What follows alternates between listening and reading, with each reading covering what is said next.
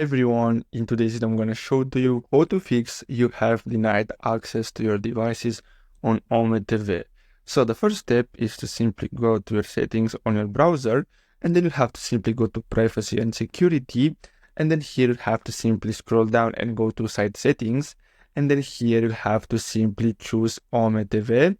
So click on it, and then here you can see all the permissions as you can see. So you'll have to simply click on reset permissions. And then what you have to do is simply go to camera and then simply click on allow, and on microphone and simply select allow. And basically that's all you have to do. So I really hope you found this video helpful.